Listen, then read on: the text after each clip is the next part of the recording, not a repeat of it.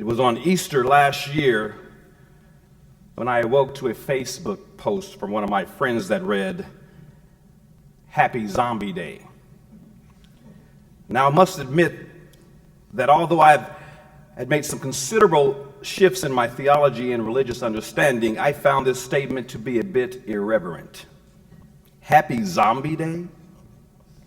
But as I began to think about it and its implication, I had to give the writer of the post the benefit of the doubt. Easter is indeed a day when people commemorate and celebrate the notion of a dead person rising from the grave. For Christians, overcoming the grave is a sign of ultimate power and divinity. Jesus rising from the dead, defeating the power of death, is the backbone of Christianity. It is by far one of the most sacred of beliefs among Protestants and Catholics alike. It has been said that if Jesus didn't return from the dead, then the Christian faith is in vain. Today's reflection is not particularly about challenging that notion or the notion of Jesus or anyone else's claim to have died and returned to life, but to examine why our culture is so fascinated with the subject. There are not just a few movies about those who have died and returned. In fact, there are over 570 zombie flicks and television shows. One of the most profound examples is the hugely popular AMC show, The Walking Dead. Each week, millions tune into this paranormal series to witness zombies biting and devouring the flesh of their screaming victims, and the characters themselves displaying, in some cases, great courage in the face of horrific tragedies, while in other instances, humanity is seen at its lowest state. In this zombie apocalypse, every human being is infected, which guarantees that upon their death, they would come back as a zombie, whether or not they've been bitten. And if you have not watched the show, and if you can bear to stand the blood, guts, and the gore, I would highly recommend that you do. You might find that beyond all the violence, there is some real substance to the story. But watch the show nonetheless, for no other reason than for the ethical and the moral dilemmas that it presents. I believe that whether you are religious or not, you might find the show quite intriguing.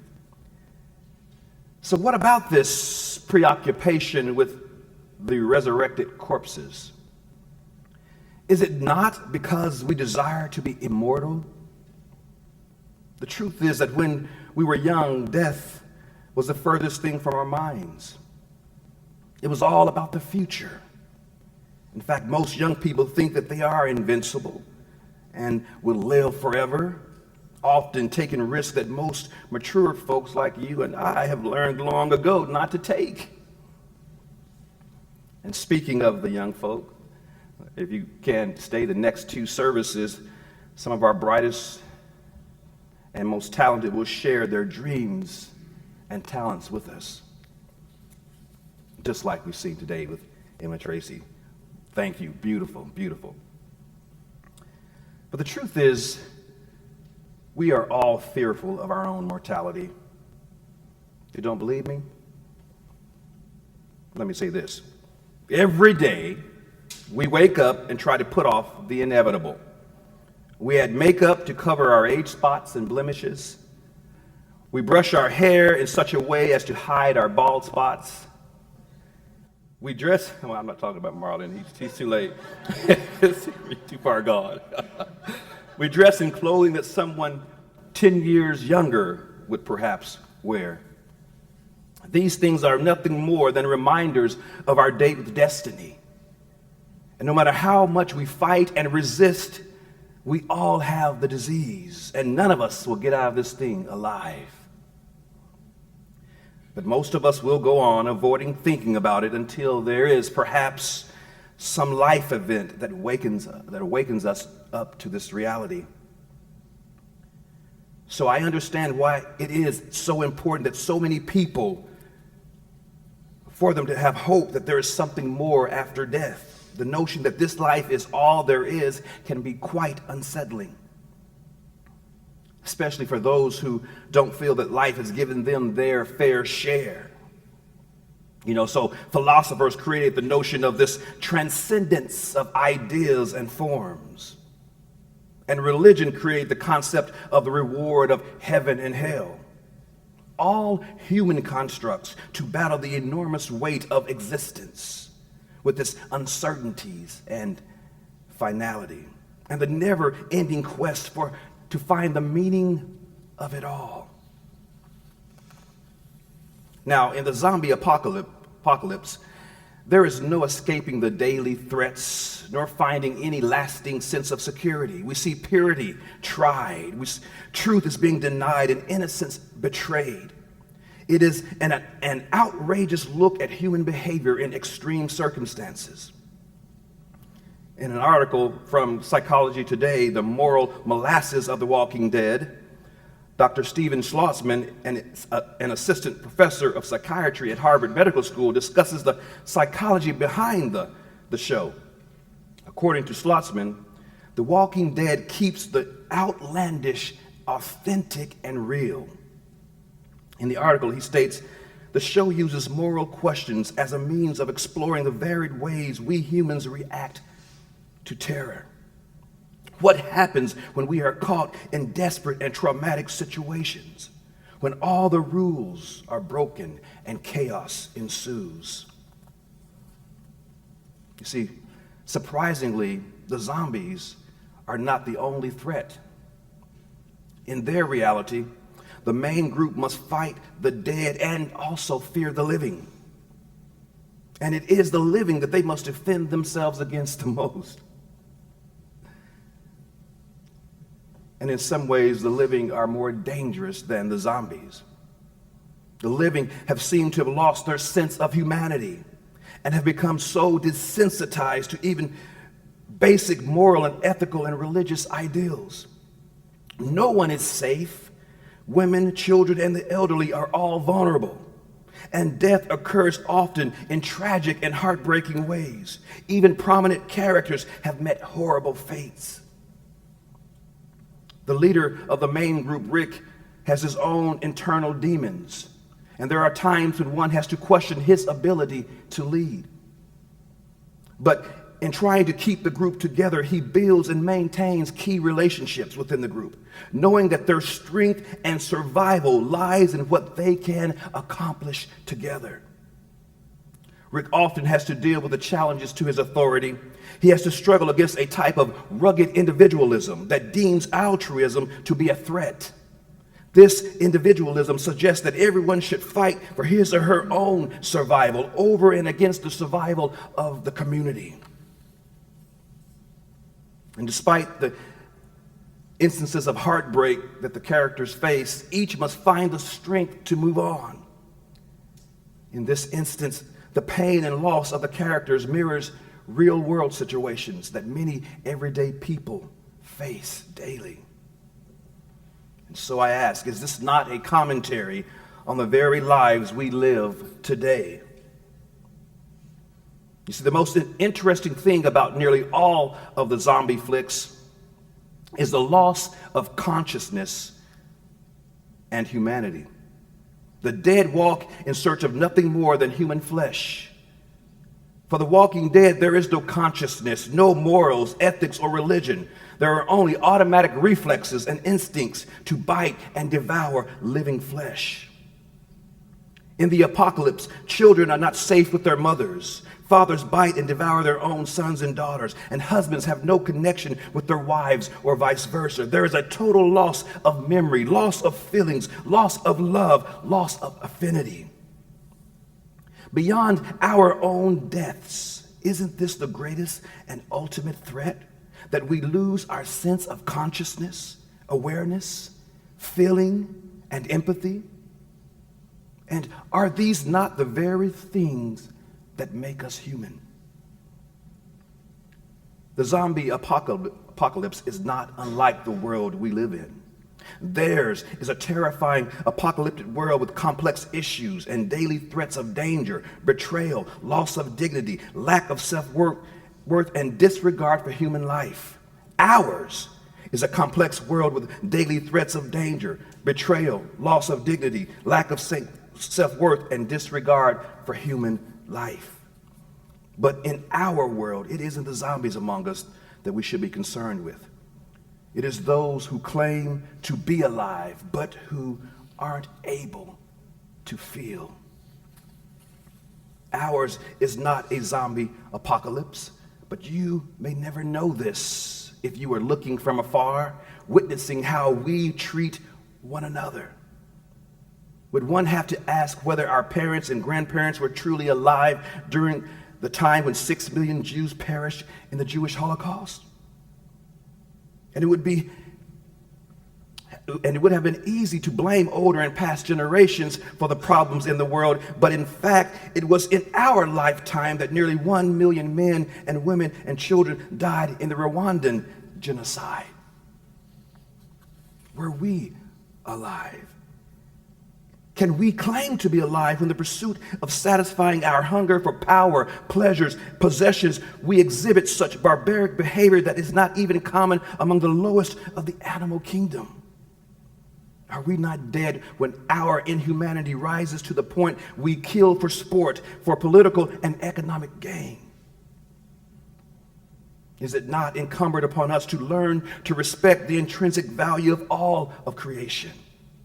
Are we really alive when we abuse our power and position on the earth, taking for granted her gifts, failing to realize that if we take care of the earth, she will take care of us and guarantee us a bountiful future? And yet, many remain dead to her groans for balance and responsibility.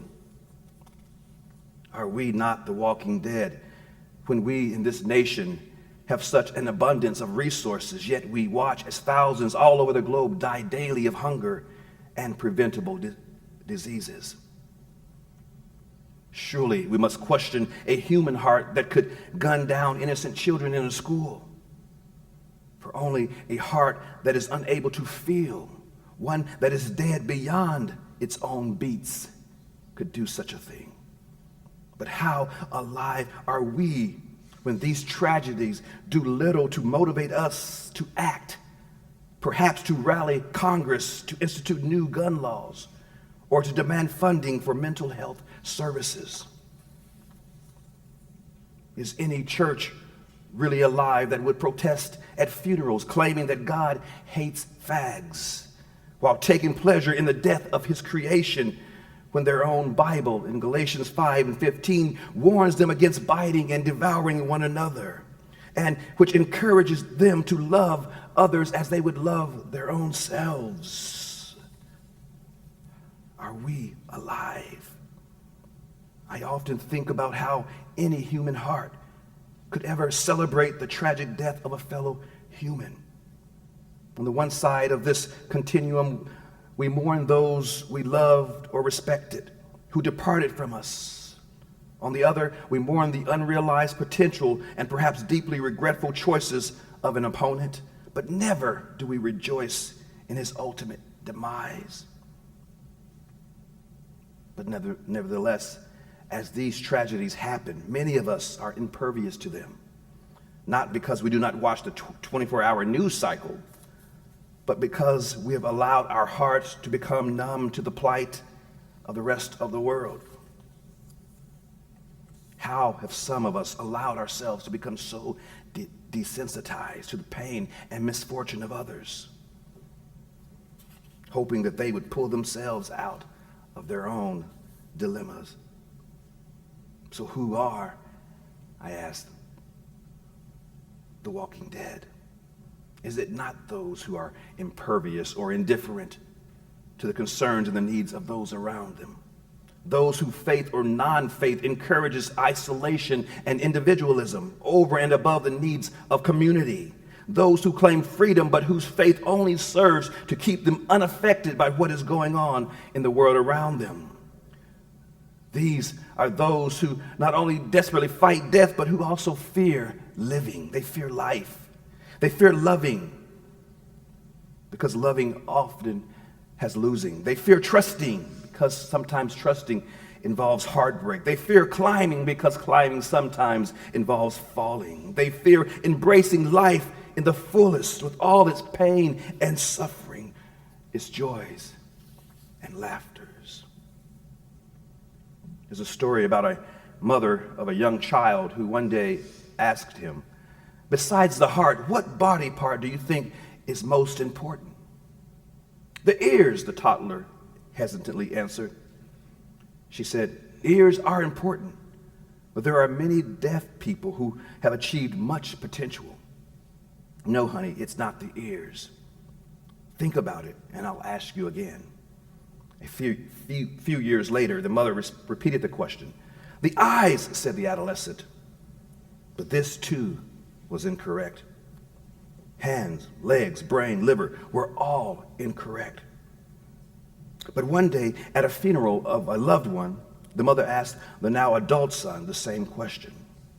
Slightly embarrassed, he said, "Mother, why do you keep asking me this silly question, especially on a day like this?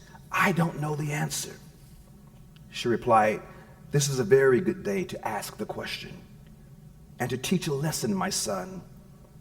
See, the most important part is the shoulder."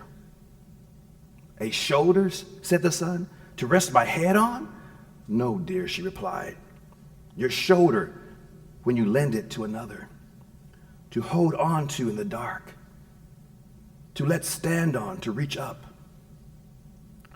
to help carry the heavy load, and to let cry on. What would our lives be if none of us had a shoulder to lean on and to offer?" You see, in the end, our legacies will not be measured by the things we possessed, but on the scale of the value we brought to others. Wouldn't have the planet been a better place if we all embraced this worldview, instead of being driven by the insatiable hunger for more for oneself, which sadly we so frequently observe around us and sometimes in ourselves? See, the walking dead are among us, but the good news is we don't have to join them. My call today is that we each awake the areas in our lives where we are not fully alive, that we allow our hearts to live, love, and feel again. Perhaps for that husband that we no longer have feelings for that brother that is estranged, for that child who has been cut off, to repair the relationship with a neighbor, or to speak up when our voices are needed, to answer the call to stand in the gap, so to speak, for a stranger, to feel the pain of a mother who lost a child. If we don't act, we will continue to lose what makes us human. I feel that we can reverse it. We can help the dead to live again. It starts in the heart, beyond its mere beating. It is the heart that we must awaken, and the shoulder that we must offer to yet another person or cause. We must strive to stay in touch with our emotions, with our compassions, and with our sense of fairness. We must allow our heartstrings to be pulled in such a way that it calls us back to ourselves, call us back to our reality and to what is really important. Away from the deadness of isolation and individualism to the realization of a full life in community. There is little safety and little life outside of our relationships with one another. Life must be a shared experience. In fact, there is really little value in life outside of our relationships. There's only existence. But full lives exist in relationships with those whom we are bound. That's where we show up. That's where it counts. That's where the feeling is. That's where it's real. May we each be fully alive today in all the days of our lives.